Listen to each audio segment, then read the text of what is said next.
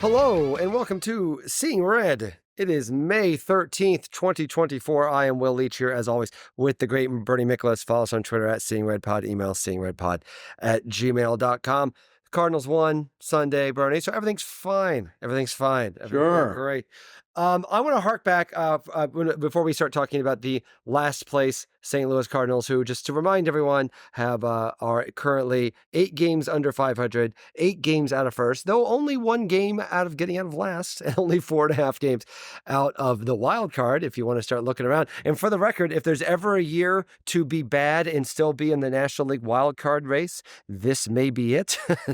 The idea that the Nationals were currently in the wild card spot a couple of days ago. So in case you're looking like I am for every possible desperate reason to keep watching, maybe that'll help. But I want to hark back to July 14th, 2018, because I think that is a date, important date in Cardinal history, and one I think is perhaps instructive to think about what the Cardinals are going through right now. I will always think of July 14th, 2018 as my son's first ever game at Busch Stadium. I actually took him to Busch Stadium.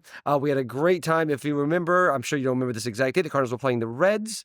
They had 2 very long rain delays. And it was a very long game. William got to see he was 7 years old at the time. He's now in middle school and has a girlfriend, by the way. That's very terrifying, Bernie. But anyway, the point is, he was 7 years old. We got to see all different parts of the stadium because there was a rain out. Cardinals lost 8-2. Scooter Gennett. It was not the game he had the 8 RBIs or whatever he did, but he still beat them in that game. Miserable game. Things were going terrible. We had like a 6 a.m. flight the next morning. We got up to discover that the Cardinals had fired Mike Matheny, former manager Mike Matheny. You may remember him around these parts. And I remember before that moment, before they fired Matheny, the sense of helplessness.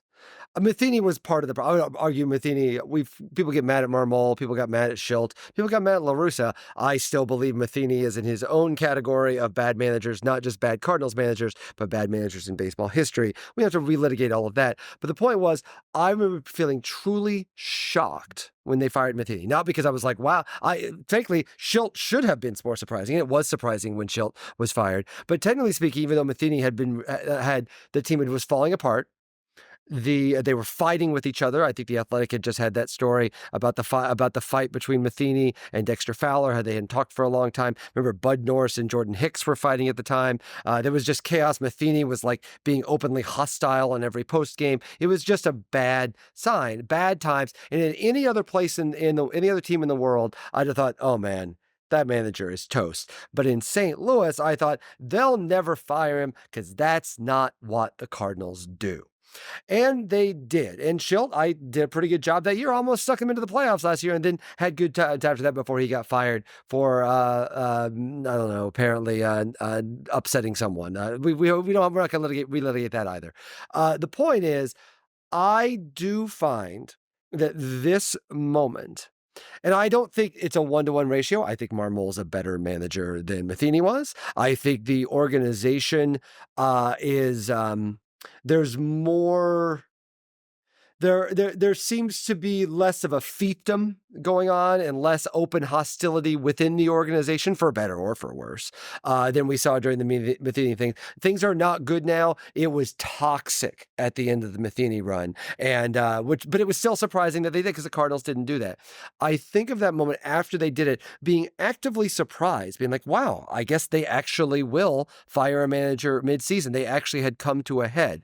Now, I'm not talking about the manager necessarily. I'm not talking about Mo necessarily. I'm not talking about Schilt necessarily. I'm not talking about Turner Ward necessarily, though I did have the idea if they would have gotten shut out yesterday, I was wondering if they would fire Taylor Ward in a game that he got a managerial win on Sunday, which is a nice touch. So I'm curious, Bernie, you remember that moment, I'm sure, very vividly when that happened. When I hear from Cardinals fans, just on online, or people that email us, there is this general sense of not just despair, but helplessness. And I want to talk about this. I'm going to play a clip later from an interview that Bill DeWitt III did with Martin Kilcoyne earlier this week. But when I hear from Cardinal fans, there is a sense of helplessness. Not just that things are bad, but also nothing will change. And I think when you combine those two things, and I think that's when things are really bad. The Cardinals can be bad, but like once they make a bold move, accountability is the term that people always use.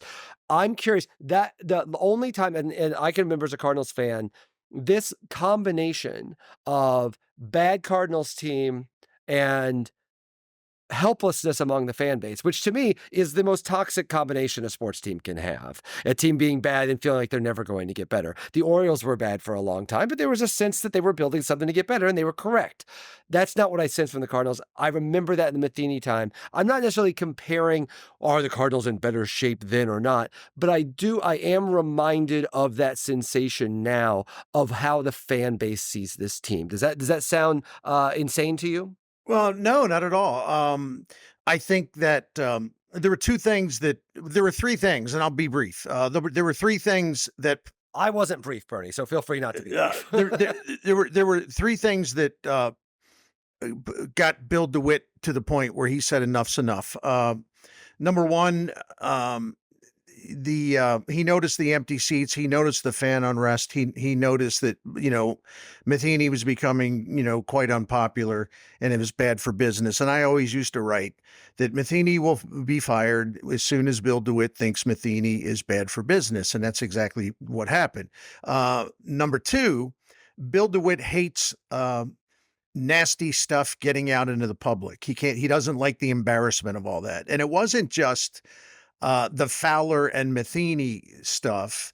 It was also, if you remember, the Bud Norris stuff and how Bud Norris, in effect, was bullying Jordan Hicks. Yeah.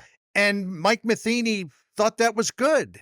And everyone in that organization just cringed. It's like, why is he saying this? I'd forgotten about that interview. Yeah. He was such a dick in that interview.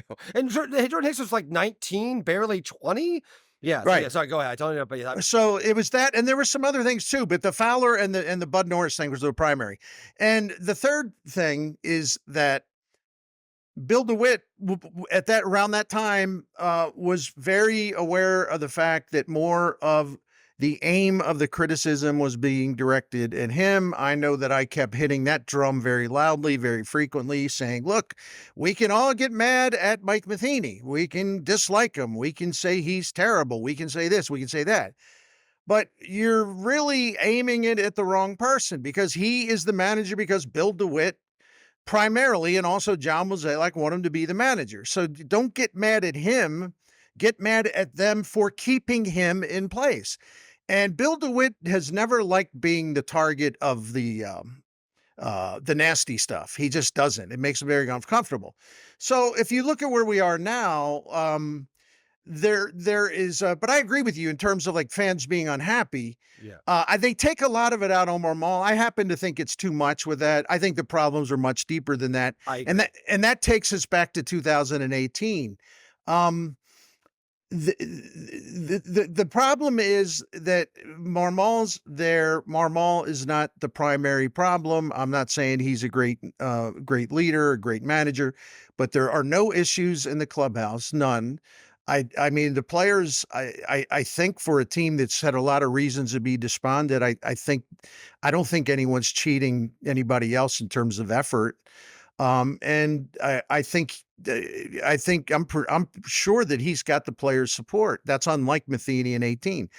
But the reason for the unrest, and again, I think that Marmol kind of gets caught up in that. And like I wrote over the weekend, he's the easiest guy to look at because you see him every game, 20,000 dugout shots. You see him after the game. And no matter what he says, people get mad. What I don't understand either, if he's supportive, they get mad. Well, he needs to hold him accountable. I'll say a side note about this yesterday. He got thrown out, got fired up, got thrown out of the game. Afterwards, he actually almost like apologized to the umpire, saying I had to fire up my team. I saw him getting made fun of for that, and I understand that. Which is stupid. That's dumb. I don't understand it. Like, we used to make fun of Schilt for doing that. Like, Schilt kind of did that every once in a while too. I personally find it, just as a human being, kind of silly to do. It is silly, but at a certain level, if he'd have not done that, people would have got after him for not doing something to fire up the team and go throw a cooler in the shower. He was getting smashed up, recently after one of these games. I think it was in Milwaukee, where he was talking about, in effect, hey, hey, you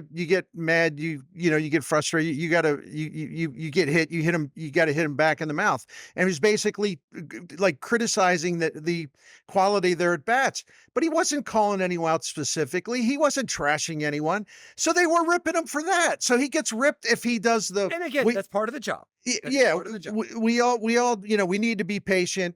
Fans don't want to hear that. But then when he actually puts out there what they're doing wrong and what they need to do better, and he's very direct about it, they go nuts over that. What is he supposed to say exactly? So, and it is part of the job. He knows it. That's one of the best parts about him. He knows if he's in that chair, he's in that position, he's going to catch hell if the team's not playing well. I mean, the manager's going to get it first, and he's a particularly easy target because he doesn't have Tony La Russa's cachet. He didn't have Mike Matheny's popularity as a player, the equity that he built up as a player. He didn't have like Mike Schilt in the George Kissel narrative. This guy's a lifetime Cardinal. It's in his blood. He doesn't have the winning record that all those managers had. That's another thing. Yeah, but again, this gets back to his fault. I agree. Well, yeah. I mean, isn't it interesting? When he has Sonny Gray, Lance Lynn, and Kyle Gibson pitching, they win more than they lose. He's a smarter manager. Yeah. Well, isn't that funny how much damn smarter he gets? I mean, this is still about the front office and the ownership. If everybody, it's easy to ragdoll Marmol, but to your point and what your opening comments were about, to get back to that directly, no, I think everyone's really ticked off. I think they have every right to be ticked off. I think they ought to vent and express their anger as much as they like. I just wish it was channeled properly, but I'm just being a fuddy-duddy with that. Forgive me. But nothing fundamentally will change until Bill DeWitt says, I've had enough. That's it. We're losing business. We're losing goodwill. We have all this equity built up and we're slowly destroying it. And people are starting to, criticize me a lot, and they're criticizing Bill DeWitt III a lot. And it's like, we've got to do something different. And that's when he would clear out the front office. And do I think he's going to do it? Not when he's so close to John Mozeliak being at the finish line at the end of next season as far as his contract. But that's where the anger should be. I think the manager's kind of caught in this just like everybody else. I think where it's got to be. I mean, it's got to be aimed higher. You got to look upstairs. You got to look at the ownership suite. It's not just the manager. The manager is the easiest patsy puppet ragdoll. You can slap him around anytime because he's always visible in front and center. But I don't, when you have a team that can't hit like this, it just can't hit. I've never seen anything like this. I'm not sure what he's supposed to do. It was just like last year was starting pitching that horrendous. What was any manager supposed to do? And listen, I don't think he had a good year as a manager last year, to be very clear. I don't. Well, no, I mean, I wrote about the defense and the base running and all that stuff all the time. In fact, I told Ollie to his face, you did a terrible job in terms of letting the fundamentals collapse. I was on that stuff all season long, but they were pretty much nullified by the fact they had the worst starting pitching ERA in the history of the franchise. And that was not on him.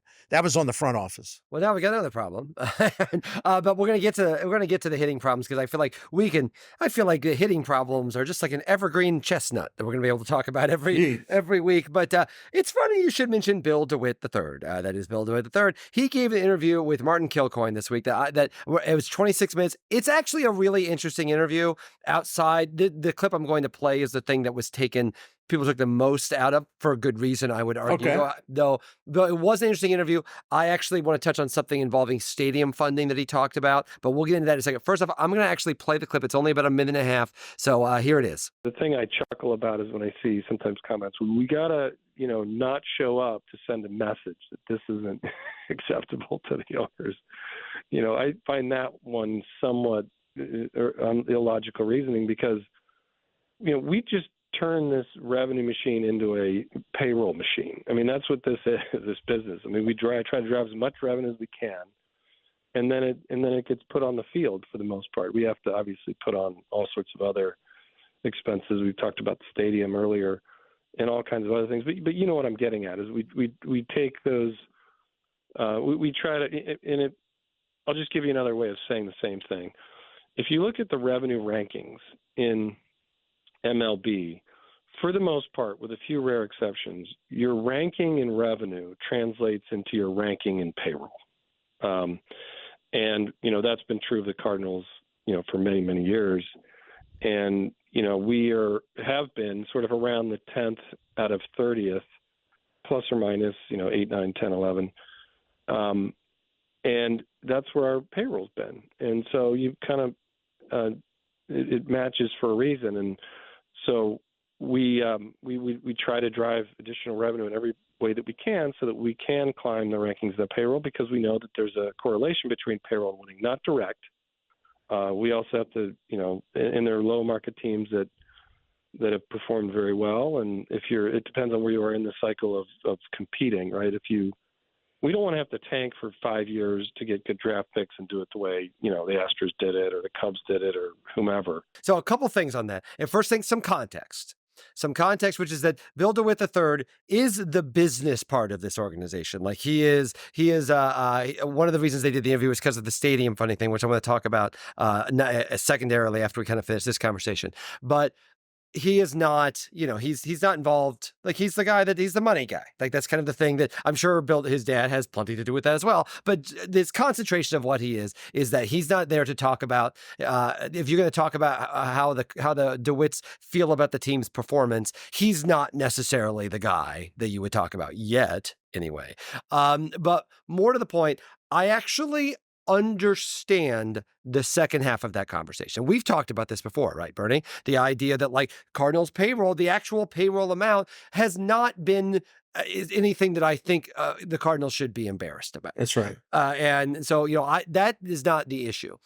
I take two major issues with it. One is the obvious one, which is, I don't know, when you're 8 games out of when you're in last place, and you were in last place last year, and this is the Cardinals. And by the way, dude, we whatever frustration we may have with his dad did oversee a great period in Cardinal history. You haven't, pal.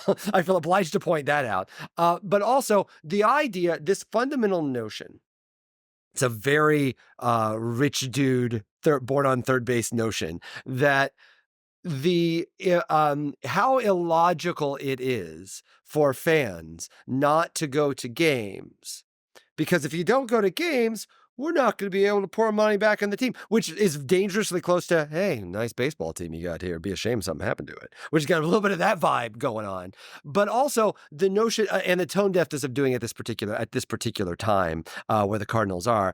But also, by the way, if this is really true, I'd love to show us your books. How's Ballpark Village going? How's all this other stuff going? If you want to open up your books and show that, hey, we are actually putting 10% of our revenue into putting the commensurate payroll amount into the team, show me. I would love to see it. I'm going to bet they don't do that. So I think there's a reason to be suspicious of that notion. But more to the point, the helplessness I see from Cardinals fans is not just, well, they're not going to do anything to change the team. It's hey, they're making money anyway. What can we possibly do? That is where I sense the frustration is. And frankly, it's not entirely dissimilar. I know this is a curse word to say.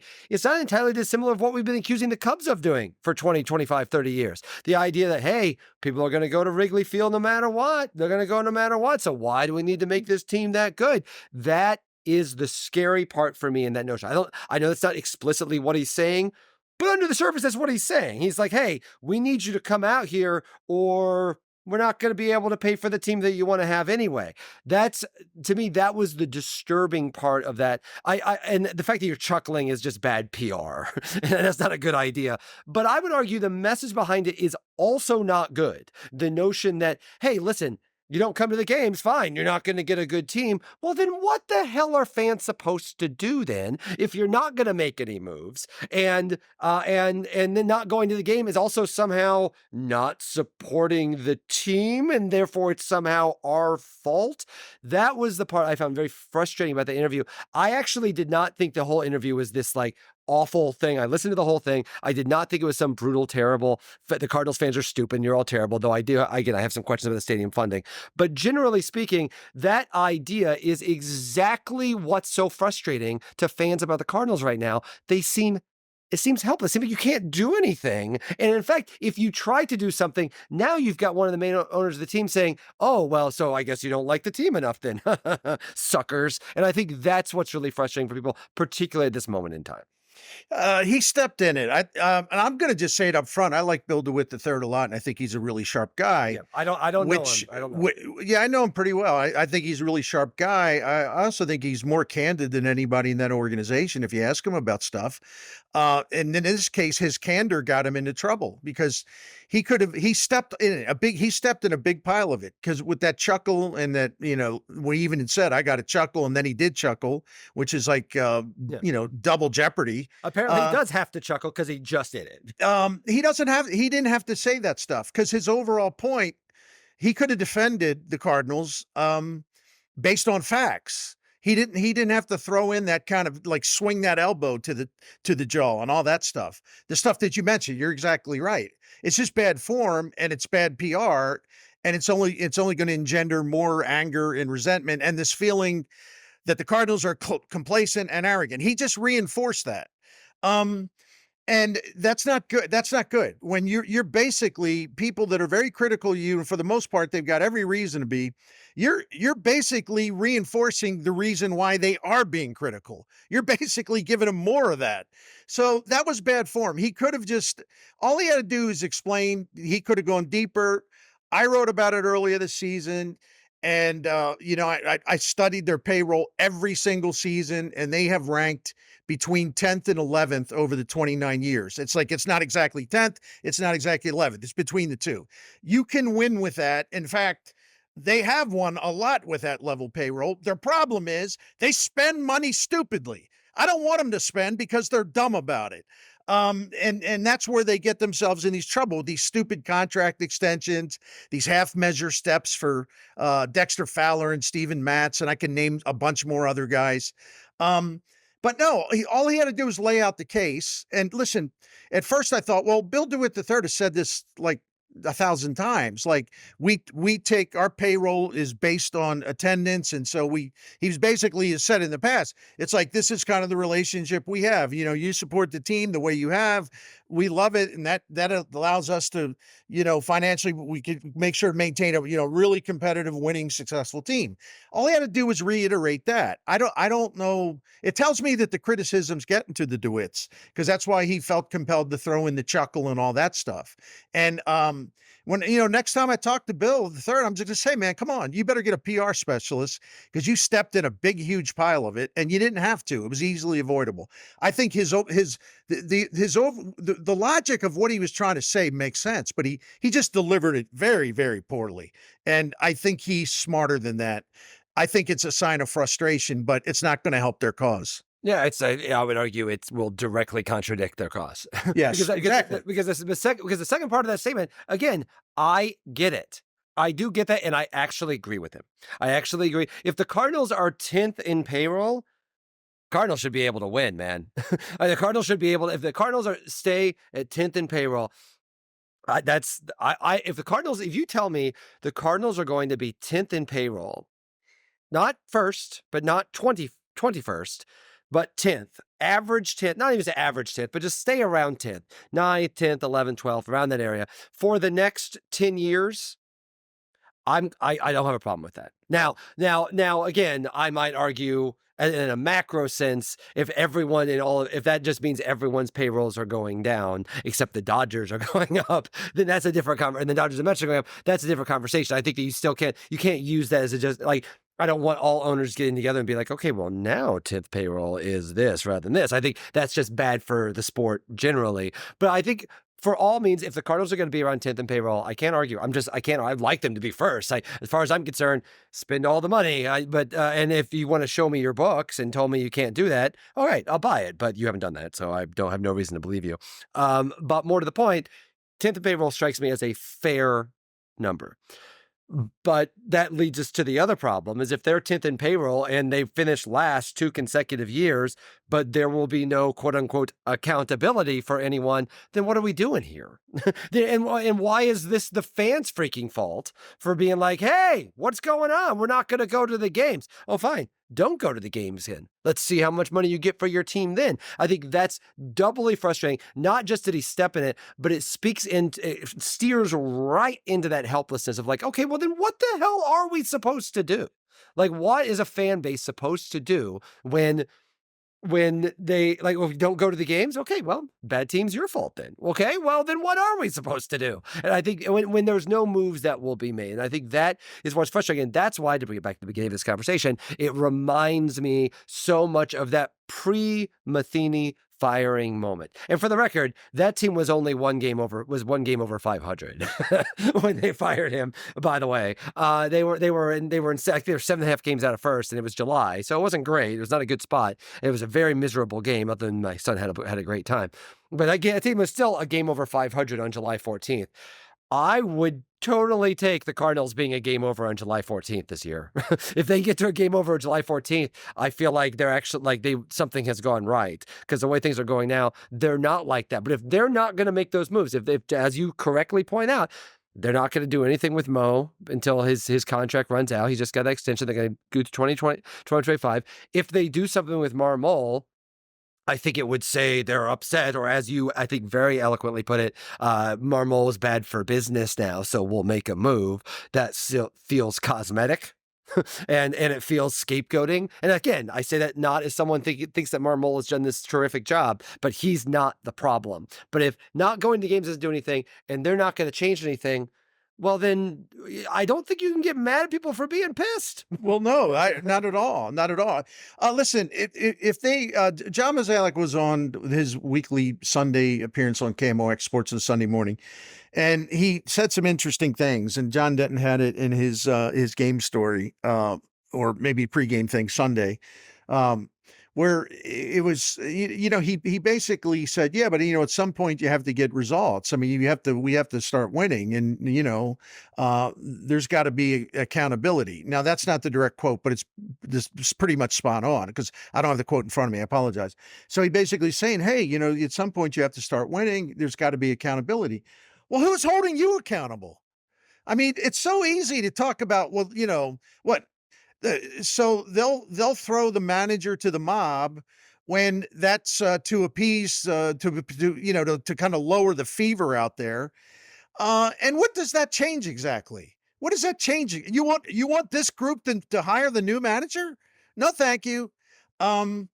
You're going to do the whole Yadi Molina thing. Are they going to trade off on nostalgia again, which is their number one favorite play in the playbook? Well, the fans are unhappy. Let's get a Wayno bobblehead ready. I mean, it just never ends. And Molina can't even be bothered to show up this year. Yeah, I don't want to hear the Molina stuff. And also they can totally use him right now. Have you noticed they got two catchers? Yeah, where is he? Have him here. Where is he? And it's just like, I don't want this. If John Mozeliak and that crew of his is going to stay in office, I don't want them to hire the next manager. What faith would anybody have that they would know what they're doing? And they're obviously afraid to go on the outside because, oh my gosh, someone might challenge us the way TLR did. We can't have that. So I just shake my head at this bloodlust for Marmol, because, okay, you got what you want, but now for the bad news. DeWitt's still the owner with the same policies. Mozeliak is still his son, favorite son, not family son. Mo's his son. Gersh is still there. Randy Flores, who, by the way, who has not drafted well when it comes to pitching, and even some of his heralded hitting prospects are going down the tank. 2020 is not looking as good now. Yeah, I don't want these people making major decisions. You got to clean out the whole thing to make an impact. And firing the manager is all it's going to do is satisfy, the nasty tendencies. They just, we need to have a body. Throw us a body. Okay, fine. That's not going to change a damn thing. It just really isn't. Not when you have you have a team that just can't score runs. He's tried every lineup combination. He's experimented. He's benched guys when warranted. I don't know what they're supposed to do. I really don't. But if you want to make him the fall guy, make him the fall guy, because I really don't care at this point. I'm just pointing out how stupid it is. It is. I mean, it's just, it's just frustrating. In a Oh, way that, yeah, go ahead, please. Oh, I'm sorry. Real quick, and I went off on this in the radio show. I had to write a good column about it or something. They say that all the time. We're not going to subject our fans to 4 or 5 years and in a tear down thing.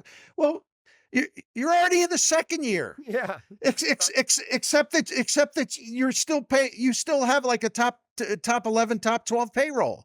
So in other words, like you're not even getting your money's worth because you're making all these bad decisions. But you're saying, well, we don't want to subject our fans to that.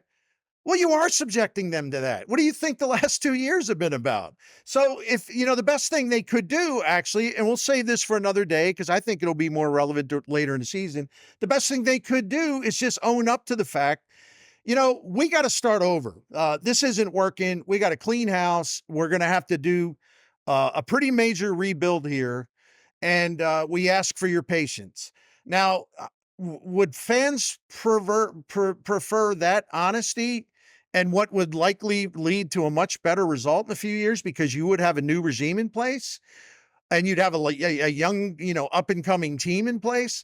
Or do you just prefer that they muddle along, spending around 11th or 12th and 13th in payroll and making these signings, these half measure moves, most of them, extending guys who don't deserve it. And then you just kind of stay in this big mass middle for year after year after year after year, where you're not horrible, you're not good, you're technically in competition, but we all know it's not going to go anywhere. You just stay in this constant cycle of mediocrity for 4, 5, 6, 7 years. That's no fun. So if you're going to rebuild, have the guts to rebuild. I think the fans would appreciate new leadership and a new direction, and they would understand that it's going to be worth it in the long run. Just ask all my friends and relatives in Baltimore, Maryland about that. I think they're pretty happy these last couple of years. Yeah, it's very depressing. I always talk about my friend Tim Kelly, who's an Orioles fan. That very depressing to have him text me. I'm like, so like, how much do you think at the deadline it would take to get your closer? I was like, oh man. No, I don't. But you know what I'm saying about the whole thing? Like this fear of we can't rebuild. Well, you have a team that's playing like a rebuilding team. So what difference does it make? The empty seats look like the empty seats of a rebuilding team. Their home record is certainly the home record of a rebuilding team. And listen, I think some of this at a certain level, on one hand, I think Cardinals fans, people always talk about Cardinals fans about being spoiled. And I think at a certain level, I think that's kind of true. But I would also say that I've written about this in the past. The most impressive thing the Cardinals have done to me during the DeWitt ownership group was they won the World Series in 2016 with the worst farm system in baseball, and then won it again in 2011 with the best farm system in baseball. In between that time, a lot of stuff happened, including the Cardinals taking a couple steps down. 7 and 8 were not good years, and but they were able to rebuild on the fly. In a way that they think they can still do. Here's a theoretical question, Bernie, and you have a much better. All I have are the incredibly intelligent people that listen to this podcast that drop me lines, and then the poor folk that I text with during Cardinals games. A shout out to Brian Leitch and Will Haraway. But on the whole, do you think if tomorrow, let's say they get wiped out by the Angels tonight, and we wake up like it's July 19th, July 15th, 2018, and they fired the manager and they fired Mo, and and they say, you know what, Chaim Bloom is in charge. Chaim Bloom is in charge, and he's going to rebuild this into the gateway to the Rays. And that's what this is going to be. He's got the power to do that. We're letting him. There's going to be some unconventional decisions. Don't be surprised if some guys that you like get traded. Don't be surprised if there's some growing pains. But this is what's going to happen. We're aiming for 2026 to be able, and listen, maybe we'll get lucky next year. We're not trying not to commit, but we're not going to go out and make a bunch of signings this offseason. The plan, we are clearing house and starting quote unquote anew. And that's not entirely anew. Jordan Walker would still be around. Mason Wynn would still be around. Nolan Gorman would still be around. I'm not saying that would be entirely over, but clearly there would be a new leadership in place, even if they were to admit, you know what, 2025 might not be great and we're hopefully going to be there by 2026. Do you think that notion, maybe even 27, do you think Cardinals fans would reject that? Gosh, that's hard to answer. I think they're so ticked off about everything. There'd be objections just because they feel like objecting. Would it be better than the status? Well, of course it would. I mean, They would like it. They would not be like awesome, wonderful. They'd still be complaining that for good reason. That's what I mean. It shouldn't have got to this point in the first place. Well, yeah, but they would consider that it should have never gotten to this point. But but that's my whole point about, you don't just muddle along like this and let it go into perpetuity. At some point, you got to do something you've never done before as the Bill DeWitt ownership. This is a 29th season. You got to say, you know what? Our farm systems, we let that fall apart. We've got to fix that. We don't produce pitching the way we used to, homegrown pitching. We got major problems there. We got to fix that. There's something we are not doing to help our young hitters get to be as good as they can be, and players leave elsewhere and they hit like crazy. There's something really wrong there, and we don't even understand what it is. You don't do all that stuff on the fly. That takes shutting the whole damn thing down, stripping the engine and rebuilding it, and coming back a much, much, much, much more intelligent, sharper, versatile, as in terms of being able to shift and have quick solutions for everything. That kind of organization. That's what it's going to take. So if people want to complain about that, I mean, they can complain. I don't want to sound like Bill DeWitt III here. I'm not going to chuckle. They can complain all they want. But if it's going to take something drastic to end this cycle of mediocrity that's only getting worse and worse and worse, well, I don't think you can sort of have it both ways there. You can't complain about the long-standing mediocrity and the extremely limited postseason success over the last 9 years, but then cry like hell when they announce they're going to tear this thing down with new leadership and go from there to get it right and to rebuild everything that needs to be rebuilt. I don't think you can have it both ways. I can only speak for myself. I'm in favor of them tearing this thing down and fixing all these horrible problems they have that you don't even see at the major league level necessarily. They're way behind the times in just about everything. I'm in favor of anything that is going to restore that kind of intelligence and sort of this cutting edge, ahead of the crowd type of knowledge in terms of team building and also developing your players. That I would vote in that, because why the hell would I want to sit here and watch this same thing year after year after year? Well, what satisfaction or pleasure is there in that? We're going to watch more hitting prospects crash. We're going to watch, they're going to draft more Michael McGreevy's to be the ace of their AAA staff for like 9 years or whatever it is. I'm exaggerating. Steven Matz has been out for like quite a few days now, and they're still scrambling like crazy. I know. By the way, shout out to Miklasz, who I rip on all the time. It was good. Actually kind of awesome yesterday. He showed some backbone. But like still now it's like liberatory. Like this is what's happening. Like this I know exactly.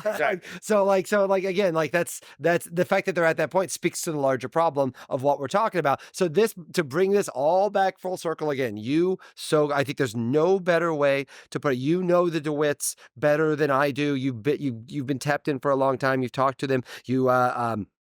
So I feel like there's no better way for you than you put it when we talked about Matheny at the beginning, and you said Bill DeWitt realized that Mike Matheny was bad for business. Now, what we're talking about right now, the notion that Cardinals fans, while there'd still be some people that would grouse for good reason, would at this point, maybe I'm wrong. I would love to hear from people to let me know if they think this would be not full enough. I don't know if they want. I hear sell the team a lot. Like I don't feel like I've yet to find like if the A's owners had people sell the team, scream sell the team at him for every day for 15 years, and he has not done that. That's not going to work. Like they're either going to like so. The team's not being sold unless there's something entirely different going on, which is a whole other conversation. But the idea, if we're saying, if they got rid of Marmol, got rid of Mo, put either Heim Bloom or some sort of fresh voice in charge, and poor Gersh, I feel like Michael Gersh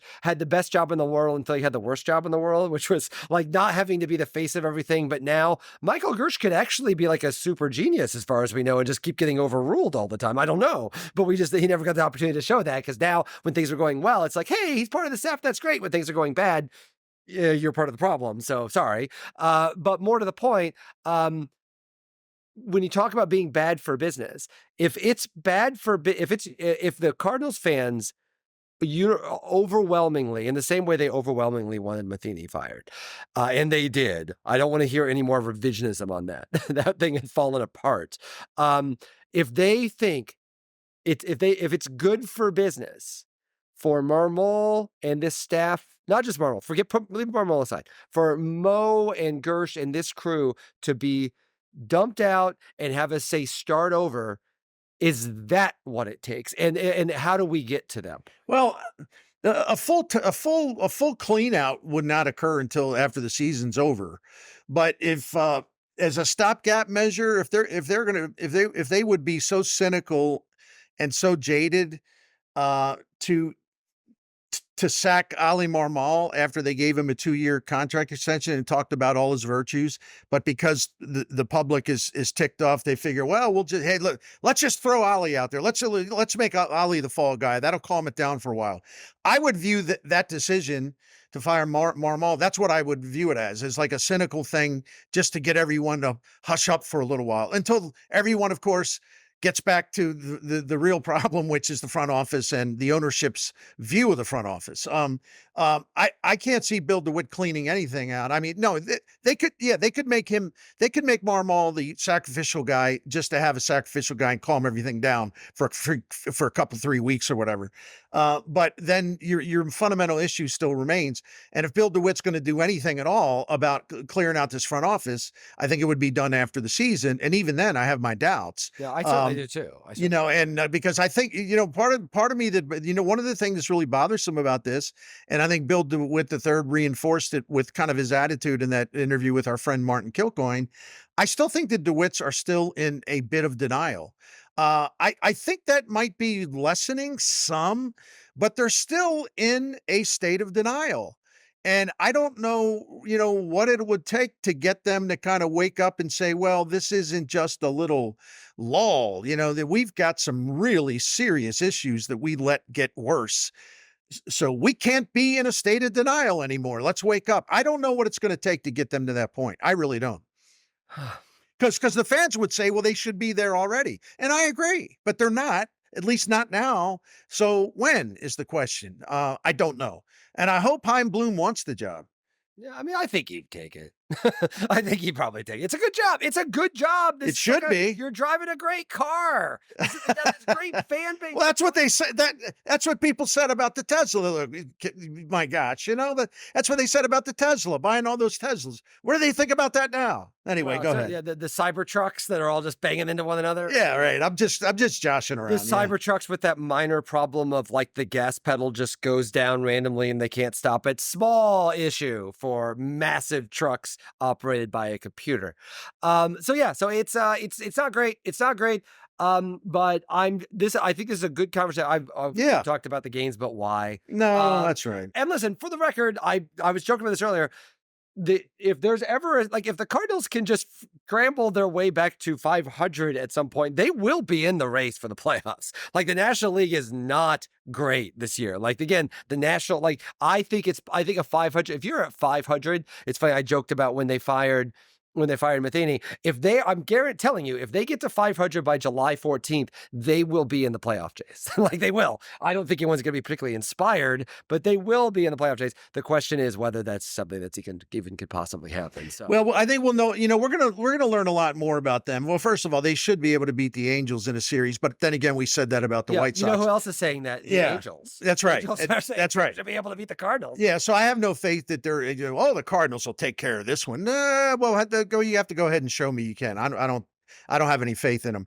But that 9-game homestand is pretty important coming up, and we'll get to that. I'm sure we won't be able to talk about the start of that the next time we do this because it'll already be underway. In fact, the second team will be coming in, but they got 3 with Boston, 3 with Baltimore, and then 3 with the Cubs.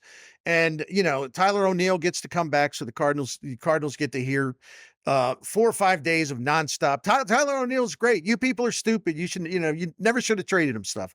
And then, of course, the Orioles, an example of actually what the benefits of recognizing you have a terrible, terrible baseball organization and you need to rip it apart and start new. And this is what you can come up with if you just, kind of wince through some pain. You're going to wince through pain anyway, but it's at least this leads you to a better direction. So the Orioles will be an example of this is how you should do it. And then the Cubs are the Cubs. They need no introduction, but they have a terrific pitching staff. There's a lot of positive momentum. Council's his virtues will pay off over 162 games. So this checkpoint with this next homestand, I think, is really significant for a lot of reasons. I do.